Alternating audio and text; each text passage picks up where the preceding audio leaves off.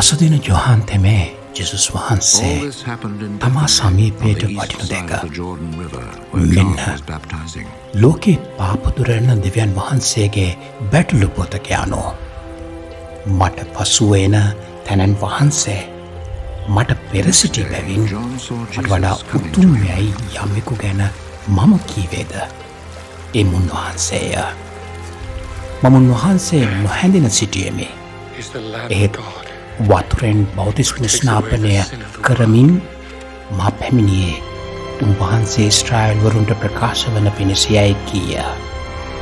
තවත් යොහාන් සාක්ෂි දරමින් ආත්මයන්න් පරිවේකුමෙන් අහසින් බැස උන්වහන්සේ වෙත වැඩ හිඳුණු මම දිටිමේ. මම උන්වහන්සේ නොහැඳිනන සිටියෙමි. එහෙත් වතුරෙන් බෞතිස්ම ස්නාපනය කරන්නට මා එවා වදාළ තැනන් වහන්සේම මට කතාකොට ආත්මයන්න් යමෙකු පිට බැසවිත් වැඩහිඳුණු ඔබ දකින්නෙහිද එවනාහි ශුද්ධාත්මයන්ගෙන් බෞතිස්ම ස්නාපනය කරන තැනන් වහන්සේයයි වදාළ සේක එදේ මමද දිටිමේ දැක උන්වහන්සේ දෙවියන් වහන්සේගේ පුත්‍රයා නොයයි සාක්ෂි දැරුවමියයි කීවේය. ක්‍රිස්තුස් වහන්සේ තුළ මා ප්‍රියාදර සහෝදර සහෝදරයනි ආදරණීය දරුවනි. අද සාමාන්‍ය සමයේ දෙවනි ඉරිදා. ප්‍රියාදර සහෝදර සහෝදරයනි අපේ ජීවිතයේ අපි කරන හැම යහපත් ක්‍රියාවක්ම දෙවියන් වහන්සේ විසින් අපිට පවරපු රාජකාරියක් විදිහට අපි විශ්වාස කරනවා.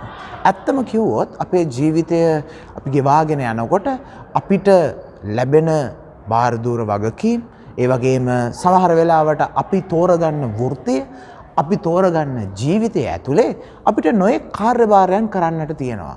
නොයෙක් චරිතවලට පණ පොවන්නට වෙනවා.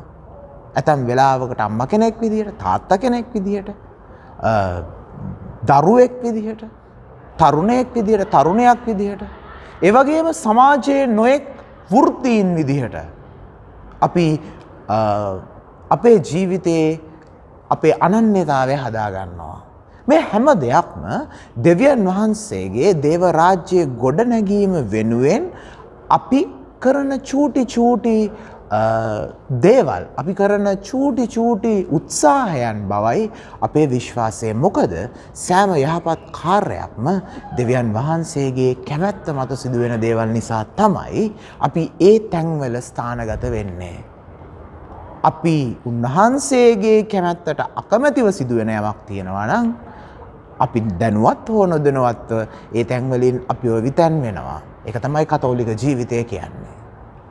නමුත් අද දවසේ සුවිශේෂ අපිට මතක් කරනවා උන්වහන්සේගේ කැමැත්ත තුල අපිට පැවරුණු වගකීම් වලට පවා අවසානයක් තියෙනවා. ඒ අවසානයත් උන්වහන්සේගේ කැමැත්ත බාරගත්තා සේම ආසාවෙන් සේම බහැපත්ව අපි අපේ ජීවිතයට බාර ගන්නට ඕනි කියලා. ඇයි මම මෙහෙම කියන්නේ? අද දවසේ සුවිශේෂය තුල අපිට හම්බෙනවා අද දවසේ සුවිශේෂය අපිට ගෙන එන්නේ ශුද්ධවර ජොහාන් සුවිශේෂය. එතකොට මේ සුවිශේෂය අපිට හම්බෙනවා ස්නාවක ජොහාන්ගේ සාක්ෂි දැරීම ක්‍රිස්තුස් වහන්සේට. කවුද ස්නාවක ජොහාන් කියන්නේ? ස්නාවක ජොහාන් කියන්නේ දෙවියන් වහන්සේ තෝරාගත් උන්වහන්සේගේ දිවසිවරේ. හරි අමුතු කාල සීමාවක ඊශ්‍රායල් පොළොව මත බිහි වුණු ටිකක් දැවැන්ත චරිතයක්. ඔහුගේ ජීවිත ආදර්ශය නිසා ඔහුගේ ජීවිත පැවැත්ම නිසා ඔහු වෙතට මිනිස්සු සෑහෙන ප්‍රමාණයක් ආකර්ෂණය වෙනවා. ඔහු ඒ ආකර්ෂයේ උපරමය අත්දකිනවා. ඔහුට තිබ්බ අර කෙලින් කතා කිරීමේ හයියට මිනිස්සු එක්තරා විදියකට පෙම් බැන්දා. ඒ මුළු කතාව තුළම ඔහුට ලොකු බලපෑමක් සමාජයේ බලපෑමක් කරන්නට පුළුවන් චරිතයක් බවට පත් වෙලා තිබ්බා. දෙවියන් වහන්සේගේ උවමනාව වෙන්නේ මේ දිවසිවරයාව මේ මොහොතේ කියන්නේ මේ කියන වකවානුවේදී ඊශ්‍රායල් පොළොව මත පීඨවලා ක්‍රිස්තුස් වහන්සේගේ ආගමනයට උවමනා වෙන වටපිටාව සකස් කිරීම. ඒක තමයි දෙවියන් වහන්සේගේ උවමනාව ලෙසට අපි දේව වචනය තුළ දේව අනාවරණය තුළ කියවාගෙන තියෙන්නේ. හැබැයි ඒ මෙහෙයුම හැමදාම වෙන මෙහෙයුමක් නොවන බව සුවිශේෂකවරු සියලු දෙනාම පාහේ අපිට පැහැදිලි කරනවා. මොකද ඒ මෙහෙයුම ආරම්භයක්සේම අවසානයක් තියෙන එතැන් සිට ක්‍රිස්තුස් වහන්සේගේ මෙහෙයුම සහ දේව රාජ්‍යයේ උදාවීම සටහන් කිරීම ඉතාමත් වැදගත් නිසා දේව අනාවරණය ඇතුලේ. එනිසා ස්නාවක යොහන්ගේ මෙහෙයුමේ අවසානයක් තිබිය යුතු තියෙනවා. නමුත් මේ අවසානය අපි දකින වටිනාකම ස්නාවක යොහන්ගේ චරිතේ මේ අවසානයේ ඔහු හොඳට තේරුම් අරගෙන ඒ කියවා ගැනීම හරියට කරගෙන හරි මොහොතේදී ඔහුගේ ජීවිතය තුළ ඔහු කරන්නා වූ මෙහෙයුම අවසානයකට අරගෙන එනවා. ඒ තුළ ඔහුගේ මෙහෙයුමේ ප්‍රධාන කාර්යභාරය වූ මඟ පිළිසකර කිරීම කරන්නේ කාටද කියන එක තේරුම් ගන්නට ඔහු යම්කිසි උත්සාහයක නිරත වෙනවා. ඔහුත් අපි වගේ මිනිසෙක් විදිහට ඔහු සංවිධානන්ගේ දිවසේවරයෙක් වුණත් අපි වගේ තවත් මිනිසෙක් විදිහට ඔහු ඒක තුළ යම්කිසි අරගලයක් කරනවත් අපිට පේනවා. හැබැයි මේ සියල්ලම ඇතුලේ ඔහු සංවිධානන් වහන්සේගේ කැමැත්තට අවනත වෙනවා. ප්‍රියදර සහෝදර සහෝදරයනි, ඒකයි අද දවසේ අපිට සුවිශේෂය තුළ හම්බෙන මේ පුද්ගලයාගේ ජීවිතයේ තියෙන ලස්සන වටිනාකම. අපි අපේ ජීවිතයට පොඩ්ඩක් හැරලා බැලුවොත් සමහර වෙලාවට මේ කාරණය අපිට ටිකක් හරි අමාරුයි. සේවාව ටිකක් හොඳ වුණාම ඒ තුල අපිට තියෙන තැන ටිකක් හොඳ වුණාම අපි හරි අමාරුවෙන් තමයි ඒ වගේ දේවල් දාලා යන්නේ. අපි අනන්තවත් දැකලා තියෙනවා අපේ ජීවිතවල අපිට හම්බෙනවා. නැත්තම් අපිත් සමහර වෙලාවට ඒ වගේ ක්‍රියා කරනවා.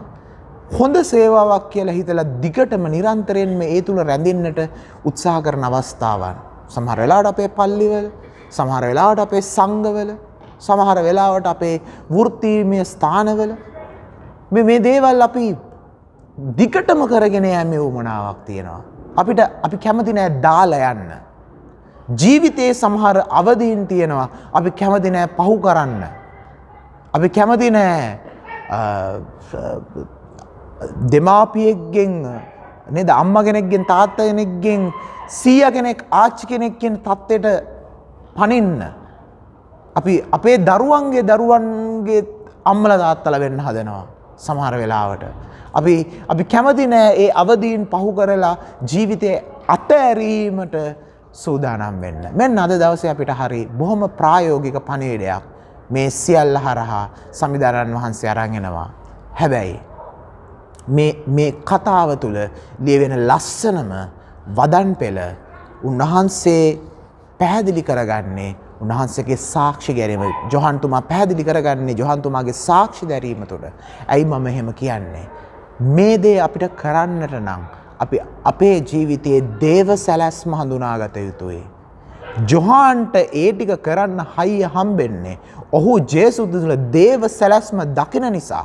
ආත්මයන්න් වහන්සේ ජේසු වෙතට පැමිණෙනවා උන්වහන්සේ අත්දැකපු නිසා. එහෙම නැත්නම් ඒක උන්වහන්සේ තේරුම් ගත්ත, අවබෝධ කරගත්ත නිසා. ඒ නිසාම ප්‍රියදර සහෝදර සහෝදරිනි, අපේ ජීවිතය තුළ අපි දෙවියන්ගේ සැලැස්මට වැඩ කරන්නට නම්, උන්වහන්සේගේ සැලැස්ම මුලින්ම අවනත වෙන්නට නම් අපි ඒ තේරුම් ගන්නට ඕනි. ඒ තේරුම් ගැනීම අපේ ජීවිතයේ තුලට රැගෙන එන්නට ඕනි. ඒ වෙනුවෙන් අපි අද දවසේ යාඥා කරමු. අපි වෙනුවෙනොත් අපි අඳුරන, අපි දන්න අපේ නෑහිත මිත්‍රයන් සියලුම දෙනා වෙනුවෙන්ම සංවිධානයන්ගේ සැලැස්ම තුල හරි ආකාරයට වැඩ කරන්නටත්, යම් කිසි මොහොතක උන්වහන්සේගේ සැලැස්මට අනුව ඒ නිමා වෙන්නට, කෙලවර වෙන්නට ලං වෙනකොට ඒක තේරුම් අරගෙන එතනින් නවතා උන්වහන්සේගේ කැමැත්තට ඉඩ දෙන්නටත් අවශ්‍ය අධ්‍යාත්මයක් ගොඩනගා ගන්නට පුළුවන් වෙන්නට කියලා අපි අද දවසේ යාඥා කරමු. ජේසු පිහිටයි.